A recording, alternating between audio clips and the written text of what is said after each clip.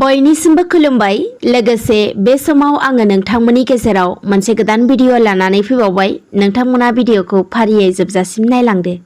मैया 12 जुलाइ अदेबानि समबार मैयानि सानखालि बाक्सा जिल्लानि सालबारियाव बारग' NDFB केडारफोरा मोनसे खौरांगिरि मेल खुंफुंदों। बे मेलनि गेजेरजों बारग' NDFB केडारफोरा आसाम सोरखार आरो BTR खुंथायनि बेरेखायै खुद्रिसारनानै फिन हाग्रायाव थांफिननायनि हुमखि होदों। लोगोसे बारग' NDFB केडारफोरा अजद होबावनाय बायदिब्ला आसामनि गिबि मन्त्रि डक्टर हिमन्त बिश्व शर्मा बिथाङा बर' समाजखौ मुसुखा बायदि मोसाहोबोदों। लोगोसे गोजोन गोरोबथानि सिगां गिबि मन्त्रि डक्टर हिमन्त बिश्व शर्माजों लोगोसेनो BTRनि गाहाय मावफुंगिरि सोद्रोमा प्रमद बर' बिथाङाबो NDFB केडारफोरनो गिदिर खोथा होबोदोंमोन होननानै बिथांमोना फोरमायदों। मख'नो गोनांदि बारग' NDFB केडारफोरा बर'नि थामथि गोजोन गोरोबथानि मुङाव NDFB केडारफोरखौ जर-जुलुम खालामनायनि अजद होनानै BTR गोरोबथानि दफाफोरखौ मावफुंनायाव आसाम सोरखार BTR सोरखारा मावफुंनायाव गोसो दुरबल खालामदों होननानै अजद खालामदों। नाथाय आथिखालाव NDFB फोरनि दुखु दाहाखौ बुजि मोनै जाबाय होनना बिथांमोना फोरमायबावो। बेनिखायनो बारग' NDFB केडारफोरा BTR खुंथायनि बेरेखायै खुद्रिसारना फिन हाग्रायाव थांफिननायनि हुमखि होदों। दानिया फैबावदो आसामाव फिन BJPनि दैदेननाय मित्रजोट सरकार फैनायनि उनाव आसाम आयेन आफादनि गिबि रांबावजा जथुमाखौ मैया 12 जुलाइनिफ्राय जिरायबाय। मख'नो गोनांदि आसाम आयेन आफादनि बे गिबि रांबावजा जथुमायाव डक्टर हिमन्त बिश्व शर्मा बिथाङा रायजोआव मोसौ रैखाथि आयेन 2021 नि सायाव बिबुंथि लाखियो। बेनि अनगायैबो गिबि जथुमायाव गासै मोनबा आयेननि सायाव सावरायनाय जायो। फैगौ 13 आगस्तसिम जानो गोनां बे सोलिफु आसाम आयेन आफादनि जथुमायाव गासै मोन 3 गोदान आयेननि सायाव सावरायनाय जागोन होननानै मिथिनो मोन्दों।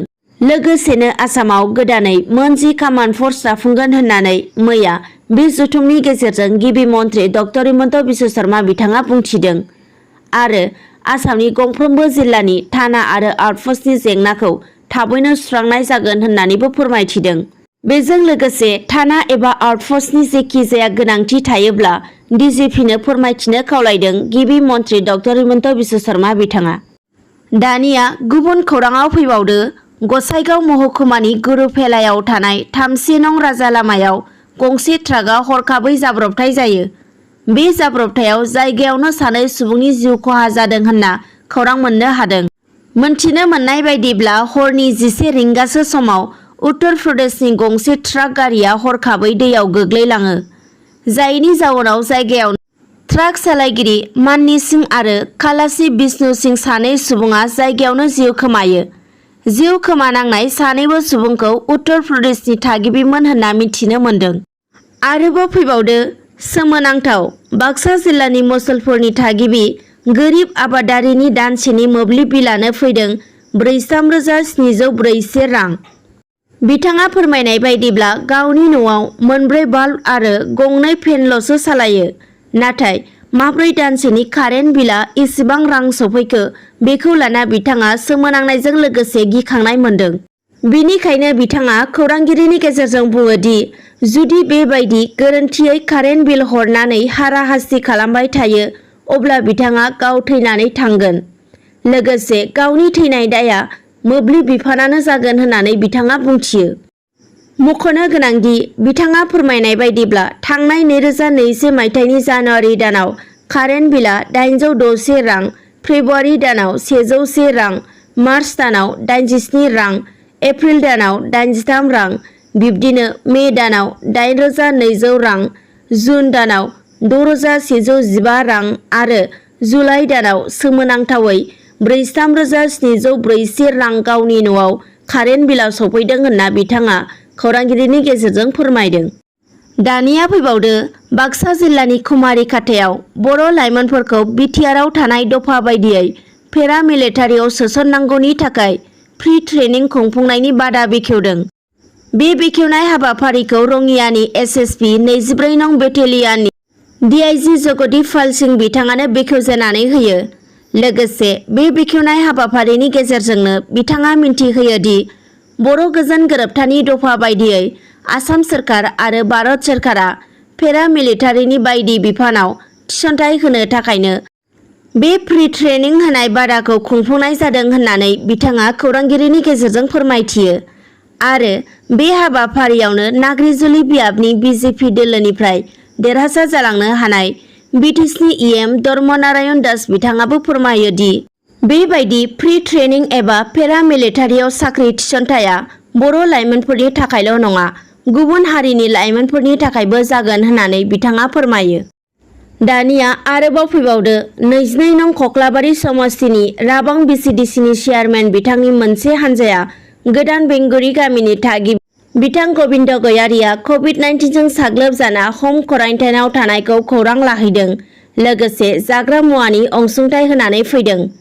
मोनथिनो मोननाय बायदिब्ला बिथांनि हानजायाव राबां प्राइमारि इउपिपिएलनि गाहाय नेहाथारि बकुल गयारि आरो इउपिपिएलनि मावथिफोरजों लोगोसे राबां दख'रा दुलाराय बर' फरायसा आफादनि आफादगिरि आरो गाहाय नेहाथारि बिथांमोनाबो गबिन्द गयारिखौ खौरां लाहैनायाव बाहागो लाफादों होनना खौरां मोननो हादों।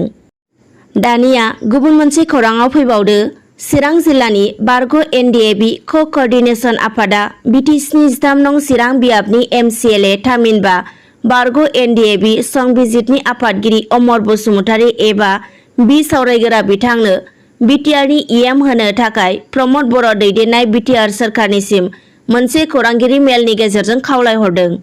लोगोसे बिथांमोना बे मेलनि गेजेरजों बुङो दि बि सावरायगोरा बिथाङा थांनाय बिटिसि बिसायख'थियाव बिपिएफनि जानानै 13 नं बियाबाव बिसायख'थि गेलेना देरहासार जालांनो हादों। नाथाय बिटिसि बिसायख'थिनि फिथाइ फोसावखांनायनि उनाव इउपिपिएलआ जेब्ला बिटिआर सोरखार दायो अब्लानो बि सावरायगोरा बिथाङा इउपिपिएलजों जगदान जाफैयो आरो बिथांमोना बुङो दि बे जगदान जाफैनायाव बि सावरायगोरा बिथाङा माबा मोनसे आसा खालामनानै इउपिपिएलआव हाबफैयो। बे सिमाङानो जाहैबाय इएम जानाय। इएम मोनोब्ला बिथाङा रायजो राजा एबा एक्स NDFBनि मोजाङै खामानि मावनो हागोनखौ आसा थायो होननानैबो बिथांमोना खौरांगिरिनि गेजेरजों फोरमायथियो। बेनिखायनो बिटिआरनि दफानि जे मोननो गोनां NDFBनि मोनथाय बे हिसाबै बिथांमोना बि सावरायगोरा बिथांनोनो इएम होनो नांगोन होननानै बिटिआरनि चिफ प्रमद बर'निसिम दाबि खालामहरो। आरोबाव फैबावदो मैया 12 जुलाइ खालि चिरांनि बेंटल सर्व शिक्षा अभियान मावख'नि लांगोनायाव फरायसालिफोरनि सानजौफुनि ओंखाम संग्रा मावथिफोरा खौसेयै दरमाहा बारायनांगौनि थाखाय धर्ना खालामदों।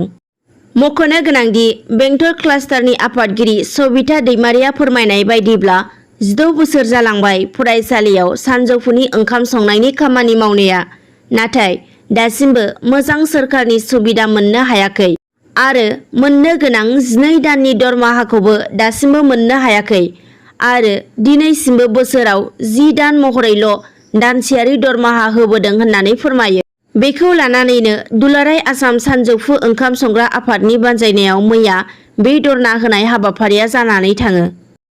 दानिया आरोबाव फैबावदो चिरां जिल्लानि बिजनी सहराव हरनि समाव कभिड-19नि नेमखान्थि कार्फिउखौ नेवसिनानै आयेन बेरेखायै अन्थाइ बाला रोगानाय गंसे डाम्पारखौ हमनो हायो। खौरां मोननाय बायदिब्ला डाम्पारजों बाला अन्थाइ रोगानानै लांग्रा सालायगिरिया हमजाखांनायनि उनाव गावनि गोरोन्थिखौ सिमान जायो होनना खौरां मोननो हादों। दिनैनि भिडिअ'आ बेखिनियानोसै। गोजोन्थों।